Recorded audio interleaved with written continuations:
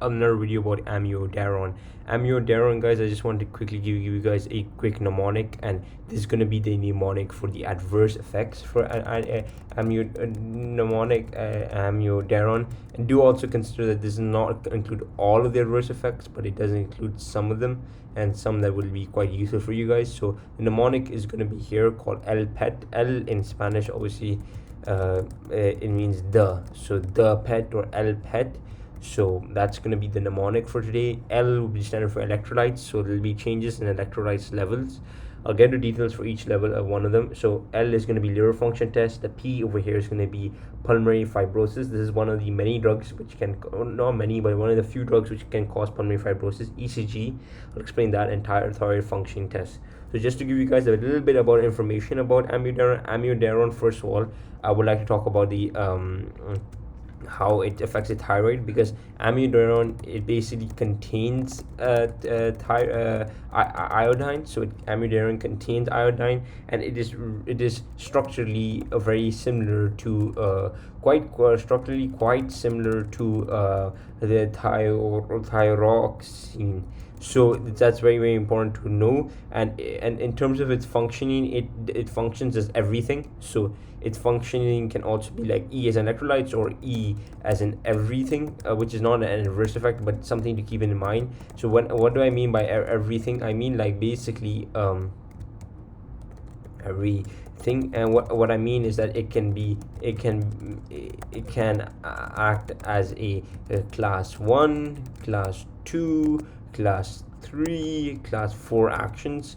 Its main function obviously is to increase action potential and refractory period. The difference between action potential and refractory period is that I think action potential is the whole thing, whereas a refractory period, I think, so do correct me in the comments if I'm incorrect, is from the depolarization to the repolarization state. So it increases, so it basically leads to increased amount of AP and refractory period, and it can be used in anti-anginal as an antiarrhythmic.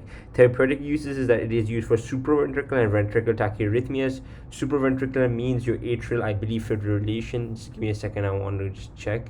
Atrial tachycardia, so not fibrillation of flutter. Atrial tachycardia, or AV node re-entrant tachycardia, or AV reciprocal tachycardia, if I'm not incorrect.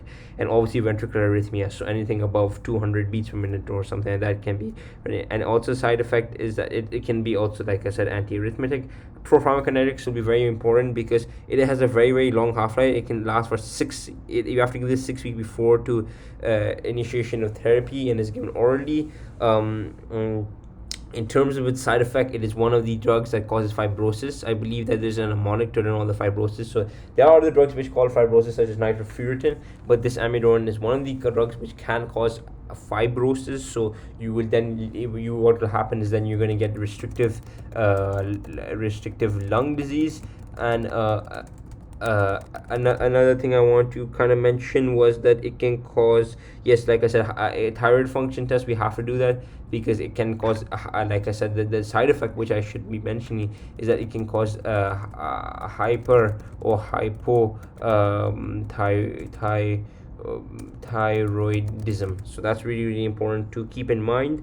As noted, amiodarone, now let me just talk a little bit about ECG. So ECG recently amiodarone has been known to has not been able to reduce sudden death or congestive heart failure. Remember, congestive heart failure is diagnosed by edema, so there'll be changes on your ECG if you have congestive heart failure. So maybe there'll be changes in your V1 or the V6 leads. That's very important to note. Liver function test can also be there. Why we want to do this? Because I believe the amiodarone basically inhibits cytochrome P450, inhibits cytochrome P450, but that's not the main thing. It causes, I believe, a allergic reaction. So it causes hepatitis. Basically, I think it can cause hepatitis. I obviously need to double check this, and I might let you guys know in the comments down below. Some good ones which I didn't even mention here is that it can cause blue or gray skin discoloration. That is due to the fact that iodine is being accumulated in skin. Another one is going to be like I said, liver toxicity. So again, some skin problems is phototoxicity. Another problem is that it can cause CNS problems such as tremors and ataxias, and possibly dizziness. So to give you guys a quick overview, E as an electrolytes. Why electrolytes? I didn't really mention this is because it's blocking the potassium channel in the phase repolarization, phase 3 of repolarization. Like I said, amiodarone is going to be iodine, so it can affect your thyroidism, causing hyper or hypothyroidism. ECG, it's maybe due to the fact that it doesn't really help against congestive heart failure, and it's good to monitor your ECG. Pulmonary fibrosis is another one you really want to make sure to drill in your mind, and obviously hepatitis. Thank you guys for watching this video. Hope to see you guys next time.